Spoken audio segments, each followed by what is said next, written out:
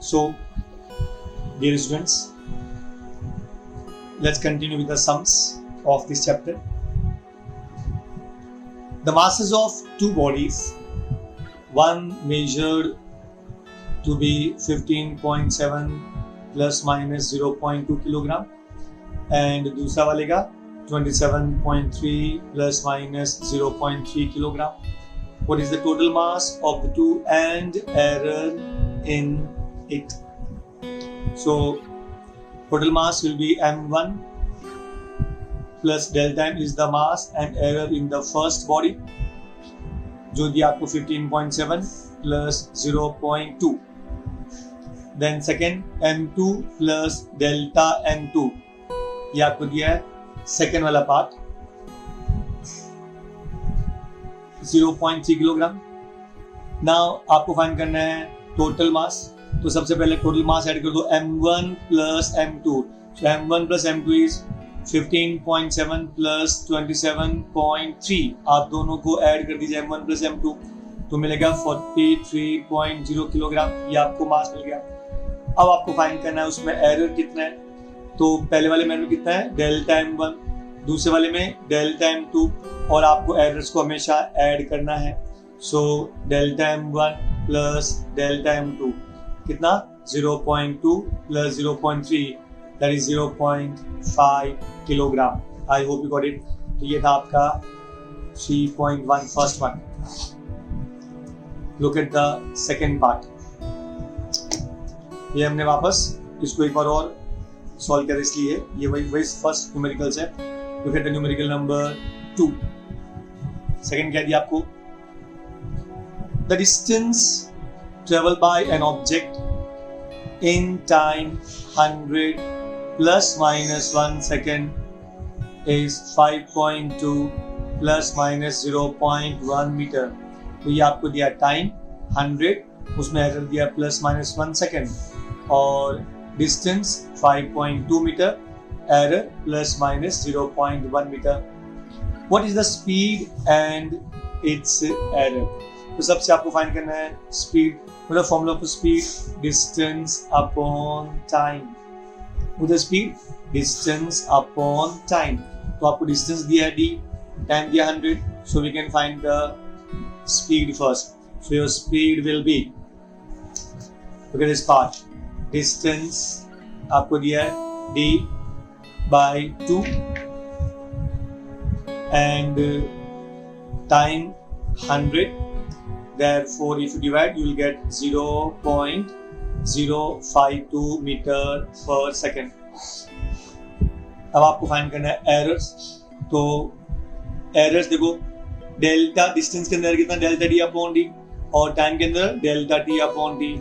So delta D distance कितना था. Distance कितना 5.2 मीटर था और एरर कितना 0.1 मीटर. सो 0.1 अपॉन 5.2 प्लस टाइम कितना था 100 सेकेंड और एरर कितना था प्लस माइनस 1. तो ये आपका 1 हो गया. 0.1 अपॉन 5.2 पॉइंट कैंसिल 1/52 तो 0.0192 ये इसका डिवीजन है जो आप लॉग से निकाल सकते हैं.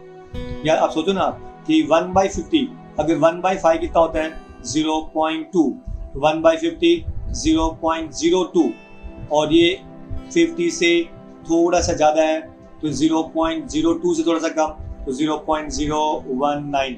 I hope you got it. Plus 0.1/100 0.01 तो आपको ऐड करेंगे 0.029 meter per second. I hope you got it. Number 3. If E be the charge, B be the magnetic field, V be the velocity and F is the आपको formula for force आपको दिया है BeV.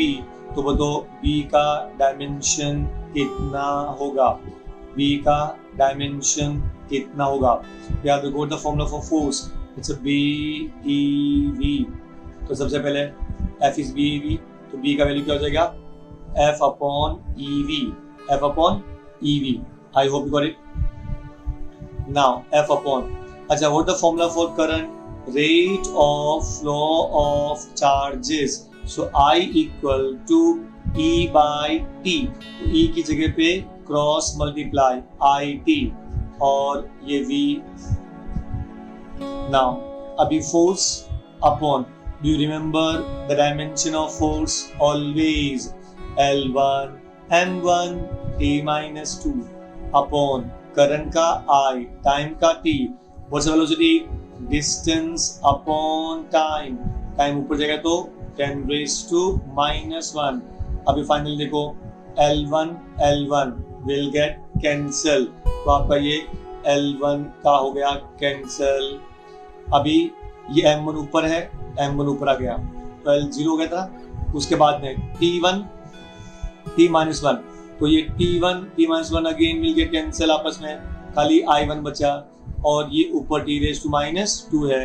ये I1 ऊपर जाएगा तो I raised to minus 1, तो आपका I raised to minus 1. So we have L0 M1 T minus 2 I minus 1. In this way we determined the dimension of magnetic field. Is that clear? Now see please. अब ध्यान दीजिए, एक rod है, we can से ये जो rod है rectangular rod उसको बोल सकते हैं, गोल नहीं, स्फेरिकल नहीं है, रेक्टेंगुलर. उसका साइड लेंथ है वो दिया है 4 mm और total length of this rod is L. अब इसको आपको मेल्ट करना है और आपको एक स्फीयर बनाना है और वो स्फीयर का रेडियस है 2 metre. I hope you got it. एक rectangular rod of side length 4 mm, उसके बाद में उसका लेंथ आपको दिया है कैपिटल L और उसको आपने मेल्ट किया. तो मेल्ट करने के बाद में आपको एक स्फीयर मिला और वो स्फीयर का रेडियस आपको दिया है 2 मीटर. तो बताओ वो रॉड का लेंथ कितना था, ये आपको फाइंड करना है. What is the length of the rod? I hope you got it. Remember ये रॉड से हमने स्फीयर बनाया था. तो जब आपने रॉड को मेल्ट करके स्फीयर बनाएंगे तो ऑब्वियसली वी कैन से कि उसका वॉल्यूम सेम होना चाहिए.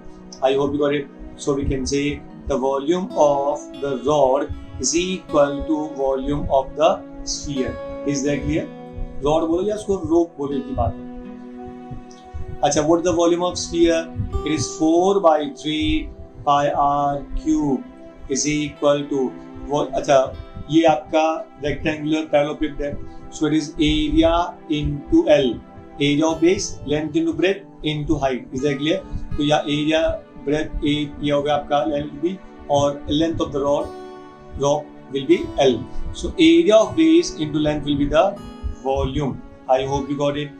अच्छा याद रखो, अगर ये सिलिंड्रिकल रोप होता ना, एरिया क्या था pi r square L. I hope you got it. Volume of cylinder क्या होता है pi r square into L. तो पाई आर स्क्वायर मतलब एरिया. तो हमेशा याद रखिए volume is always equal to area into length. Agree? अब ध्यान दीजिए 4/3 पाई आर क्यूब. तो 4/3 पाई का वैल्यू 3.14 इनटू आर. रेडियस कितना था 2. तो 2 cube is equal to area आपको दिया है 4 mm. Is that clear? तो लेंथ 4 mm था तो लेंथ का स्क्वायर तो 4 mm 4 into 10 raised to minus 3 the whole square into L. I hope you got it. आपको समझ रहा है? ध्यान दीजिए अभी ये 3.14 और 3 ऑलमोस्ट सेम है, ऑलमोस्ट सेम है तो कैंसिल हो जाएगा. फिर देखो 4 into 2 का cube 8 is equal to 4 square 16. 10 raised to minus 3 का square 10 raised to minus 6 into L. Agree? अब ध्यान दीजिए 8 once 8 twice तो 2 हो जाएगा. 2 once 2 twice तो 2 बच गया. तो 2 is equal to 10 raised to minus 6 into L. आपको L चाहिए तो 10 raised to minus 6 को नीचे ट्रांसफर करना पड़ेगा. ऊपर बचा 2 नीचे जाएगा 10 raised to minus 6 is equal to क्या मिला 2 into 10 raised to 6 क्योंकि minus 6 से ऊपर जाएगा तो 10 रेज टू प्लस 6 मीटर। ध्यान दीजिए 2 इंटू तो 10 raise to 3 and 10 raise to 3, ये उसको हमने स्प्लिट कर दिया क्योंकि आपको आंसर चाहिए किलोमीटर में। तो 10 रेज टू 3 मीटर मतलब kilometre. So 2 into 10 raise to 3 kilometre. आपको चाहिए ऑर्डर ऑफ मैग्नीट्यूड, तो ये जो नंबर है वो 5 से कम है, और अगर नंबर 5 से कम होता है सो प्लीज रिमेंबर कि this will be order of magnitude will be 10 raise to 3 kilometre only. I hope you got it. कोई डाउट? मतलब क्योंकि ये 2 है तो उसको सिंपली हम लोग निकाल देंगे। जब निकाल देंगे that will be equal to 10 raise to 3 kilometre. This is 10 raise to 3 kilometre. I hope you got it. कोई डाउट? ना से ये हमने इसका क्यों किया? इसके लिए किया कि उसका जो वैल्यू है वो 5 से कम है, तो कोई वैल्यू का वैल्यू 5 से कम रहेगा तो definitely you can discard it's value. अगर 5 रहता तो हम उसके ऊपर 1 ऐड करते तो it would have been 10 raise to 4। So let's see the next part. अभी न्यूक्लियर रेडियस R और मास नंबर आपको दिया है A और आपको एक वैल्यू दिया है। The value is R equal to 1.3 into 10 raise to minus 16 A raise to 1/3 metre. ये आपको वैल्यू दिया। Is that clear? Now say please. तो इफ A का वैल्यू उन्होंने दिया है 125, तो find the order of magnitude. याद रखिए ये आपको R का फॉर्मूला दिया है और जो रेडियस है वो depends upon the atomic mass number, और उन्होंने एटॉमिक मास नंबर दिया है 125। तो बोलो ऑर्डर ऑफ मैग्नीट्यूड कितना होगा? So very simple. इसके लिए क्या करेंगे? देखो R का आपके पास में ऑलरेडी फॉर्मूला है, R equal to 1.3 into 10 raise to minus 16 A raise to 1/3। जो आपको एम्पलीट्यूड दिया है वो कितना दिया है? 125। तो ये आपको एम्पलीट्यूड दिया है 125। सो यहाँ A की जगह पे हम लोग सब्स्टिट्यूट करेंगे 125 raise to 1/3 raise to 1/3। I hope you got it. So that will be equal to 1.3 into 10 raise to minus 16 into 125 मतलब 5 क्यूब। तो 5 क्यूब में 3 और 3 विल गेट कैंसिल, ये बच गया आपका 5। I hope you got it. I repeat 125 मतलब 5 cube, तो 5 का क्यूब और क्यूब कैंसिल, तो पीछे 5 बच गया। अभी 5 इंटू 1.3 6.5, जो 13 5 जा 65 इंटू 10 रेज टू माइनस 16, तो 6.5।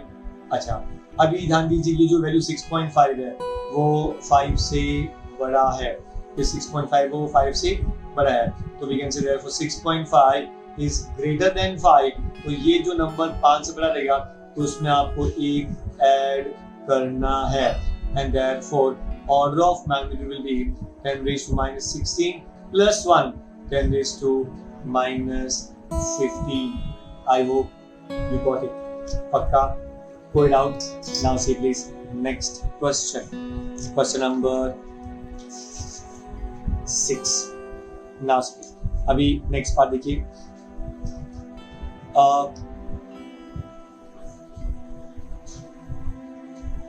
Vernier callipers of least count 0.01 centimetre.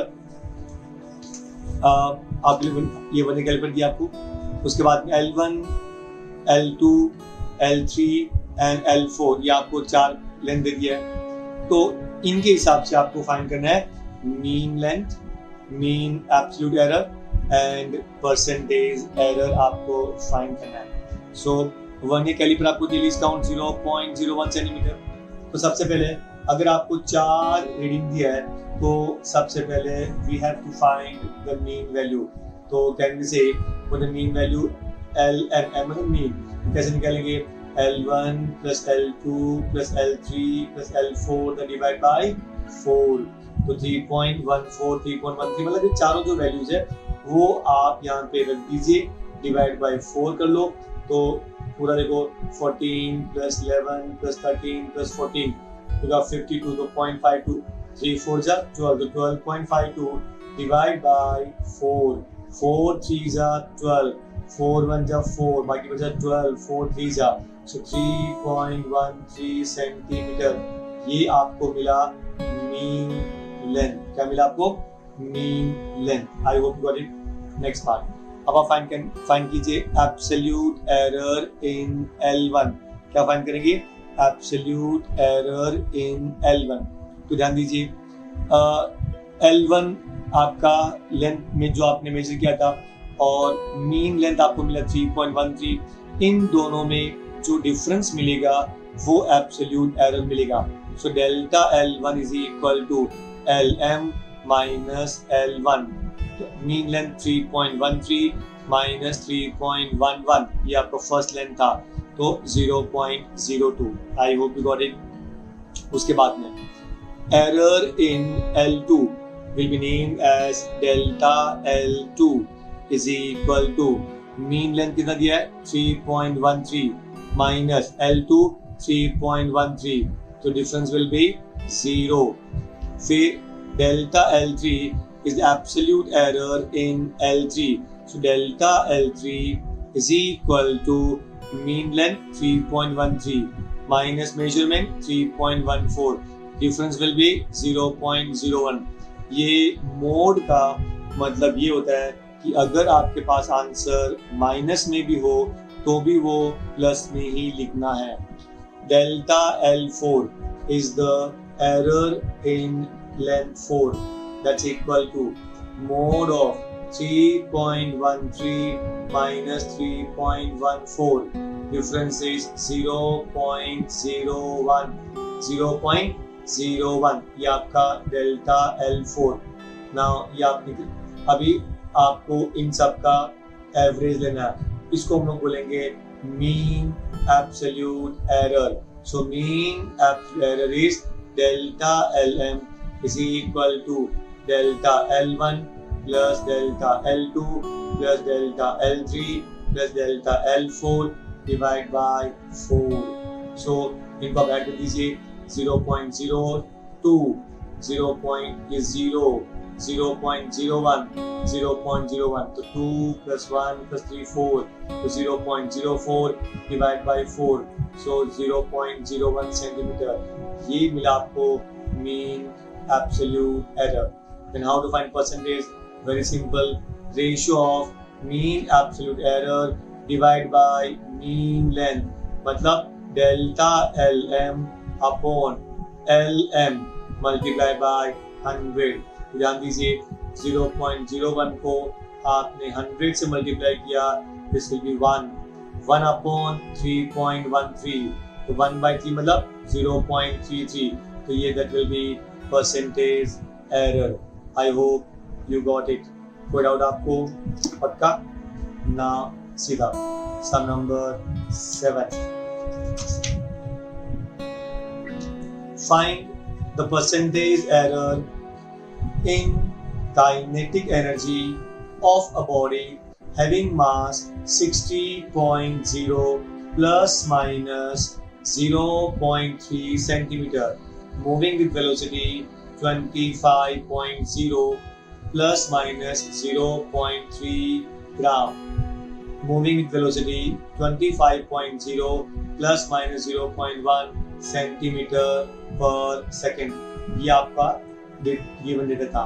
तो देखिए मास कितना दिया है 60 प्लस माइनस 0.3 ग्राम ये आपको दिया है मास। फिर दिया वेलोसिटी 25.0 प्लस माइनस 0.1 सेंटीमीटर पर सेकेंड। लेकिन आपको फाइंड क्या करना है? Kinetic energy. What the formula for kinetic energy? Half mv square. Kinetic energy half mv square. तो मास आपको दिया है ये मास और ये उसका एरर मतलब डेल्टा m, ये वेलोसिटी v और ये error delta v। So percentage error in kinetic energy is equal to how to find? आपको याद है कांस्टेंट का कोई वैल्यू नहीं होता तो 1/2 को डिस्कार्ड कर दो। दूसरा मल्टीप्लाई में रहेगा तो हमेशा हम लोग प्लस करते हैं। याद रखना, एरर्स अगर मान लो कोई भी दो फिजिकल क्वांटिटीज मल्टीप्लाई में रहेगा तो उसको हम लोग प्लस करते हैं, तो हमने प्लस कर दिया। अच्छा पावर देखो, v का पावर 2, जब पावर 2 रहेगा तो उस क्वांटिटी को 2 से मल्टीप्लाई करते हैं। 3 होता तो 3 से मल्टीप्लाई करते, n होता तो n से मल्टीप्लाई करते। I hope you got it. तो पहला मल्टीप्लाई है तो उसको प्लस कर दो, फिर v का पावर 2 है तो 2 से मल्टीप्लाई कर दो। तो ध्यान दीजिए भी, percentage error in mass is delta m upon m into 100 plus v square है तो 2 times delta v upon v into 100। So what's delta m 0.3, delta कितना 0.3 डिवाइड बाय मास कितना 60 into 100 plus 2 into delta v 0.1 divide by v 25 into 100। I hope you got it. Now 100 को 0.3 से multiply करो, 0.3 into 100 that is 30, so this is 30 by 60 plus 0.1 को 100 से multiply करो, that is 10, 10 into 2 20 upon 25, cancel with 5, 5 2 times, 5 5 times, तो 2 into 2 4 upon 5, 30 once 30 twice, तो 1 by 2 plus 4 by 5, LCM 2 और 5 का 2 5 जा 10, cross multiply 5 into 1 5 plus 2 into 4 8, तो 5 plus 8 13 upon 10 and that is 1.3%। कितना 1.3%। तो ये आपको मिला percentage error in kinetic energy। I hope you got it। Number 8, in Ohm's experiment आपको 4 रेजिस्टेंस दिया है, R1 6.12 ohm, R2 6.09 ohm, R3 6.22 ohm, R4 6.15 ohm। आपको फाइंड करना है absolute error, relative error and percentage error. लेकिन सबसे पहले आपको मीन वैल्यू निकालना पड़ेगा। तो मीन वैल्यू मतलब RM, R1 plus R2 plus R3 plus R4, ये सबका ऐड कर दिया, टोटल कितना नंबर है 4 है, तो डिवाइड बाय 4। तो अभी आपको डिवाइड बाय 4 करना पड़ेगा। सो सबका वैल्यू देखो 6.12, 6.09, 6.22, 6.14, सबको हमने ऐड कर दिया। ये ऐड करके हमने 4 से उसको डिवाइड कर दिया। तो जब 4 से डिवाइड करेंगे देन उसके बाद में इसका एडिशन हुआ आपका 24.58 डिवाइड बाय 4, 6 4 जा 24, तो 6.145। I hope you got it. अब एज यूजुअल आपको फाइंड करना है एब्सोल्यूट एरर इन R1। तो mean value minus reading of R1, तो मीन वैल्यू 6.145 माइनस R1 पहला 6.12, 6.12 डिफरेंस इज 0.025। फिर absolute error in R2 is the mode of mean value minus reading R2, तो mean value 6.145 minus R2 6.09, आपने minus किया तो it is 0.055। I hope you got it. Now इसके बाद में absolute error in R3 is expressed as delta R3, that's equal to mode of mean value minus reading R3। तो mean value 6.145 minus R3 6.22, आप minus करो तो 0.075, ये आपको मिला 0.075। Then delta R4 absolute error in R4, RM minus R4 6.145 minus R4 6.15, सब पे करेंगे तो 0.005। ये आपको एब्सोल्यूट एरर मिला। अब हम क्या करेंगे, इन चारों को आप ऐड कर दीजिए, तो आपको एब्सोल्यूट क्या मिलेगा, delta RM is equal to delta R1 plus delta R2 plus delta R3 plus delta R4 divide by 4। So we got 0.025 plus 0.055 plus 0.075 plus 0.005 सबको ऐड करके 4 से डिवाइड कर दो तो 0.16 divide by 4 0.04 ohm. I hope you got it. अब आपको find करना है relative error. How to find mean absolute error divide by mean value. तो mean absolute error is 0.04 divide by mean value 6.145। If you divide आपको मिलेगा 0.0065 ओम। ये आपको मिला रिलेटिव एरर। उसके बाद में how to find percentage error. Relative error को आपको मल्टीप्लाई करना पड़ेगा 100 से। तो relative error is 0.0065 into 100 will give you 0.65 ohm। तो ये आपको मिल गया percentage error. I hope you got it. पक्का, एकदम पक्का। See next. For a free falling body आपको दिया है velocity, height and acceleration due to gravity. तो प्रूव करो डायमेंशनली कि v is equal to k root of gh and k is the constant। तो सबसे पहले ये तो कंफर्म हो गया कि velocity depends upon acceleration due to gravity, velocity depends upon height. हम क्या बोलेंगे, let v proportional to g raised to a into h raised to b। ये आपका v is equal to, क्योंकि proportional sign should always be replaced by constant k, so v is equal to k g raised to a h raised to b, equation number 1। अभी तीनों का dimensions of v, ये मतलब velocity मतलब distance upon time L1 t minus 1, acceleration due to gravity मतलब velocity upon time मतलब distance upon second square. तो distance का L1, सेकंड स्क्वायर का upon t raised to -2। Dimensions of h, h बोले तो हाइट, बोले तो डिस्टेंस, तो distance is L1। I hope you got it. अब ये तीनों का वैल्यूज आप इसमें इक्वेशन 1 में सब्स्टिट्यूट कर दीजिए। सो v L1 t minus 1 equal to k g L1 t minus 2 raised to a, फिर h L1 raised to b। I hope you got it. अब इसको आप सेपरेट कर दो। L1 t minus 1 is equal to k, अच्छा multiply करो L raised to 1 into a, L raised to a, t raised to -2 into a, t raised to -2a, L raised to 1 into b, b। अब ध्यान दीजिए L raised to a है ये और ये L raised to b है। Add कर दो L raised to a plus b, फिर t raised to -2a, t raised to -2a। I hope you got it. अब आपको L के पावर को इक्वेट करना पड़ेगा।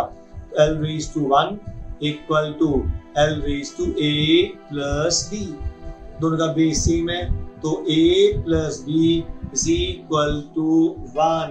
तो इसका मतलब a plus b is 1।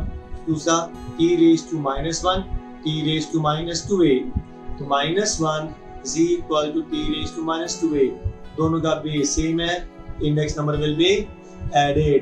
तो -2a equal to -1, minus minus cancel, तो 2a equal to 1, so a equal to 1/2।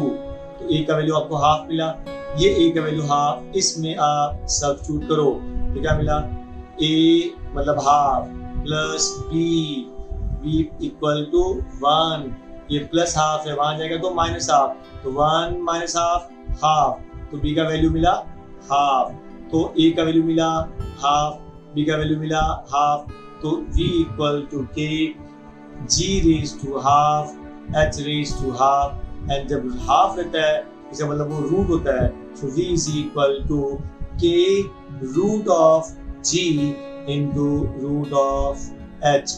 I hope you got it, पक्का। Now see please, अभी आपको इक्वेशन दिया है v is equal to at plus b upon t plus c plus v o. ध्यान दीजिए, ये आपको इक्वेशन दिया है v is equal to a t plus b upon t plus c plus v0। v is the velocity, t is the time and v0 is the initial velocity और constant है a, b and c। Is that clear? ना ध्यान दीजिए, ये आपका equation था। By the principle of homogeneity, I repeat, by the principle of homogeneity मतलब सबका डायमेंशन सेम रहेगा, सबका डायमेंशन सेम रहेगा। मतलब v का डायमेंशन जो है वो 80 करेगा, v का डायमेंशन ये रहेगा, v का डायमेंशन ये रहेगा। तो सबसे पहले इफ यू सी, आप बाय प्रिंसिपल ऑफ होमोजेनिटी आप दोनों को इक्वेट कर सकते हैं। तो v इक्वल टू 80, v मतलब velocity, L1 t minus 1 equal to a t का t1, तो ये t1 जाएगा नीचे, तो L1 t minus 1 upon t1, ये t1 प्लस में है, ऊपर जाएगा तो माइनस में है, तो L1 t minus 2। I hope you got it. इसके बाद देखो, अभी ये आपका t प्लस c, कोई भी नंबर को आप ऐड कब कर सकते हैं? जब वो सेम डायमेंशन का रहता है। तो t मतलब टाइम, तो टाइम को हमने c के साथ में ऐड कर दिया, इसका मतलब ये हुआ कि c शुड बी टाइम, क्योंकि अगर ये टाइम नहीं होता तो आप उसको ऐड नहीं कर सकते थे। तो t प्लस c, इसका मतलब t का जो डायमेंशन रहेगा वो c का डायमेंशन रहेगा। सो c का डायमेंशन क्या रहेगा? टाइम, इट इज t1 मतलब L0 M0 t1। I hope you got it. अच्छा, अब ये अगर मान लो टाइम है तो स्पीड का फॉर्मूला क्या होता है? Distance upon time. तो v equal to distance upon time. तो ये तो टाइम था, तो डिस्टेंस है, तो ऊपर क्या लिखा है? ऊपर b लिखा है, तो b मतलब डिस्टेंस, तो b मतलब L1, तो we have b is equal to L1 M0 e raised to minus 0. So we got the value of a, b and c. I hope you got it. Pakka, go down. Now, dear students, for a rectangular sheet, length आपको दिया है 4.234 m, breadth 1.005 m, thickness आपको दिया है t equal to 2.01 centimetre. आपको find करना है area and volume of sheet to correct significant figures. आपको परफेक्ट सिग्निफिकेंट फिगर्स तक आपको उसका वैल्यू लेना है। तो सबसे पहले हम लोग एरिया फाइंड करेंगे। एरिया क्या होता है? Length into breadth. लेंथ कितना? 4.234 मीटर इनटू ब्रेथ कितना? 1.005। जो अगर आपने इसको मल्टीप्लाई किया तो एक्चुअली आपको आंसर मिलता है 4.25517। ये आपको उसका वैल्यू मिला। लेकिन अगर आप इफ यू सी देन इसके अंदर टोटल सिग्निफिकेंट फिगर कितना है? 4। इसमें कितना है? 4। इसका मतलब क्या हुआ? आपको जो मिनिमम 4 है इसको आपको 4 तक लेना है। Hence we can say only up to 4. So 1, 2, 3, 4. So you have to take 4.255. क्योंकि नेक्स्ट जो नंबर है वो 5 से छोटा है तो उस पर कोई फर्क नहीं पड़ेगा। So your answer will be 4.255। I hope you got it. तो यू ऑब्जर्व दैट यहाँ पे सिग्निफिकेंट फिगर 4 है, इसके लिए आपको लास्ट में 4 सिग्निफिकेंट फिगर ही लेना है। I hope you got it. आपको समझ रहा है? Next, the volume V is equal to length into breadth into thickness. तो 4.234 into 1.005 into 0. देखो ये सेंटीमीटर में था, तो मीटर में करने के लिए मुझे क्या पड़ा? 0. इसको डिवाइड बाय 100 करना पड़ेगा, तो 0.0201। अब जब आपको पूरा मल्टीप्लाई किया तो आपको मिला 0.88855289।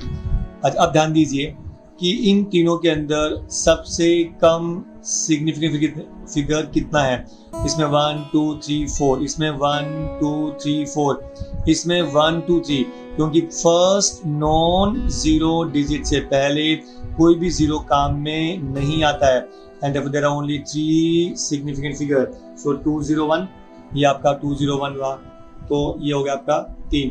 तो जब आप मल्टीप्लाई करेंगे तो मिनिमम सिग्निफिकेंट फिगर 3 है, तो आपको लास्ट में 3 तक एडजस्ट करना है। तो 0.0855 तो फोर्थ है वो 5 से कम है, तो इसको आपको डिस्कार्ड करना पड़ेगा, क्योंकि 2 है ना, वो 5 से कम है, तो आपको डिस्कार्ड कर देना चाहिए।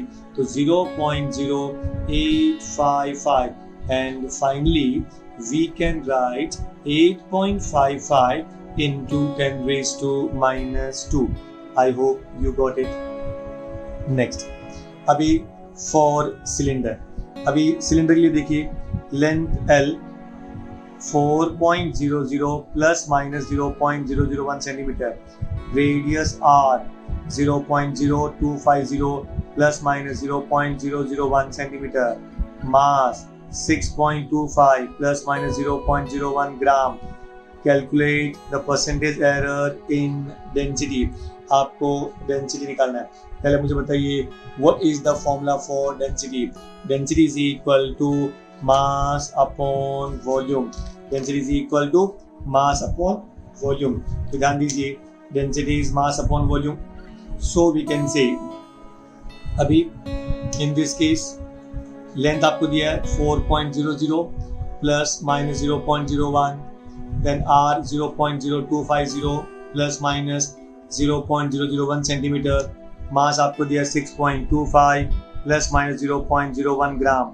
अच्छा देखो अभी डेंसिटी, मतलब formula for density mass upon volume, तो मास का m, वॉल्यूम का पाई r square into l, volume का पाई r square into l। I hope you got इट। उसके बाद ध्यान दीजिए, अगर मैंने आपसे कहा था कि पॉइंट नंबर 1 जो कांस्टेंट है वो काम में नहीं लेना है, तो जो इसमें पाई है ना उसका कोई काम नहीं है पाई का, तो हमको पाई को रिमूव कर देंगे। फिर अगर डिवीजन में रहेगा तो भी प्लस करना है, नीचे देखो मल्टीप्लिकेशन में है तो भी प्लस करना है, और r स्क्वायर है तो उसको 2 से मल्टीप्लाई करना है। आपको मैंने कहा था जो पावर रहेगा उस पावर को इससे मल्टीप्लाई करना पड़ता है। I hope you got it. So वहाँ पर देखिए यहाँ पे डेल्टा m, ये m, ये डेल्टा m, ये r delta r, l delta l।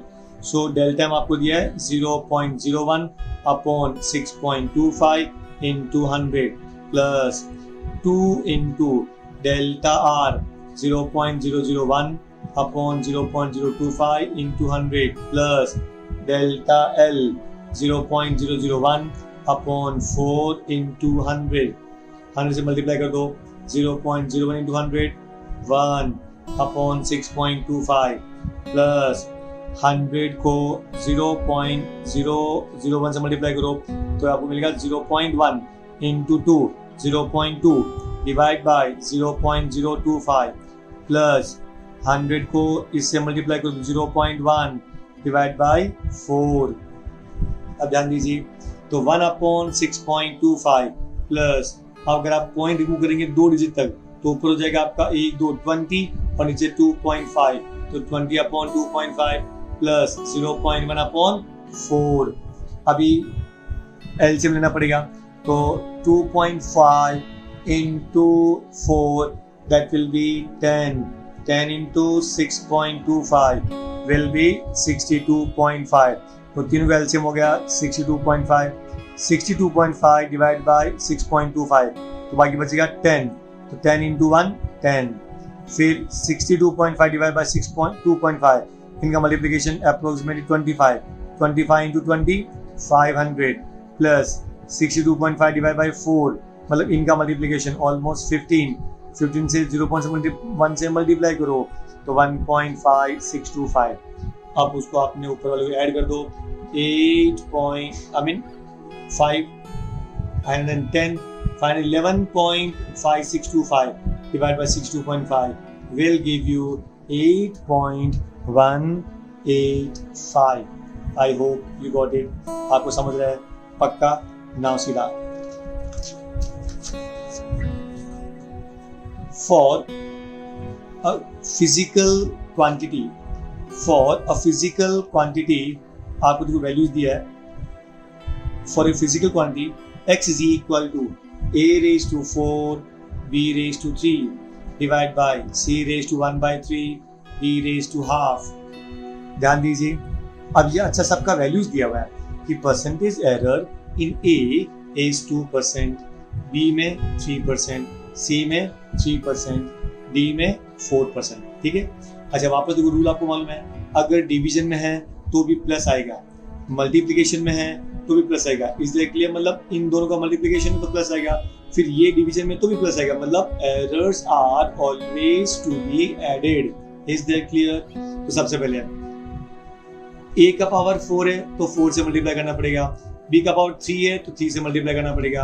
तो वहां पर ध्यान दीजिए, सबसे पहले a रेज टू 4, तो 4 into percentage error in a, मतलब delta a upon a into 100 plus b cube रहेगा तो 3 into delta b upon b into 100 plus c raise to 1/3 into delta c upon c into 100 plus 1/2 delta d upon d into 100, क्योंकि d raise to half था ना, इसलिए 1/2।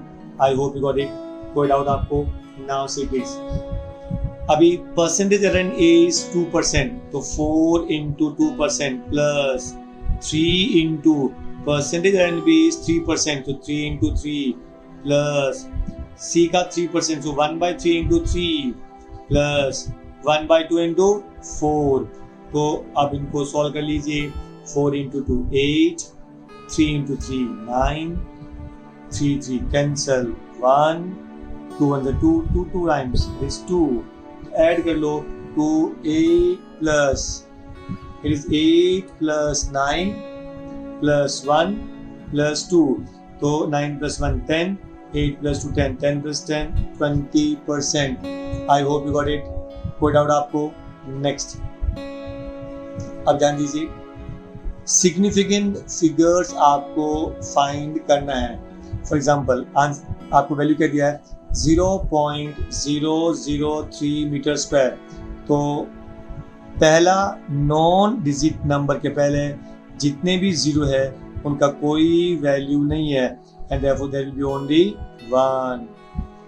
फिर 0.1250, अगर कोई 0 point के बाद में है तो उसका वैल्यू होता है, तो इट इज 1 2 3 4। 6.4 10⁻⁶, तो पावर में रहेगा, कोई इसका काम नहीं है। 6.4 दो डिजिट है, तो significant figure will be 2। 1.6 into 10⁻⁻19, 10⁻⁻19 कोई वैल्यू नहीं है, तो 1.6। Is that clear? मतलब दो डिजिट है, तो इट इज 2। 9.1 इंटू 10⁻⁻19, पावर का कोई वैल्यू नहीं होता, 2 डिजिट है, सो significant figure will be 2। I hope you got it. Next, diameter of a sphere is 2.14 centimeter. Calculate volume of the correct number of significant figure. तो ध्यान दीजिए, आपको diameter दिया 2.14 सेंटीमीटर। सबसे पहले आप उसका रेडियस निकालेंगे।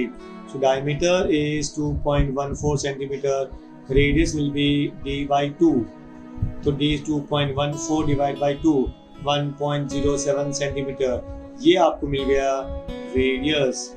वॉल्यूम क्या होता है? 4/3 pi r cube. So 4/3 into pi 3.14 into r 1.07 the whole cube. और अब जब इनको आप मल्टीप्लाई करेंगे तो सबका मल्टीप्लिकेशन आएगा 5.12884। लेकिन इंपॉर्टेंट थिंग, आपका जो रेडियस है उसमें टोटल कितने सिग्निफिकेंट फिगर्स थे? 1 2 3, क्योंकि अगर जीरो किसी दो नॉन जीरो डिजिट के बीच में आएगा तो वो सिग्निफिकेंट होता है। Therefore significant figure is 3। तो इनको आपको 3 नंबर तक उसको आपको कंबाइन करना है, कॉम्प्रेस करना है। तो इसमें फोर्थ जो वैल्यू है वो 8 है, मतलब 5 से ज्यादा है, and therefore 1 will be added to third, क्योंकि अगर कोई नंबर यहाँ पे 5 या 5 से ज्यादा रहेगा उसको हम लोग एक ऐड करते हैं, तो ये हो जाएगा आपका 5.13 centimetre cube. I hope you got it. ये था आपका sums of units and measurement. I hope you got it. If you have any kind of doubt, please consult your teacher or you can contact me directly.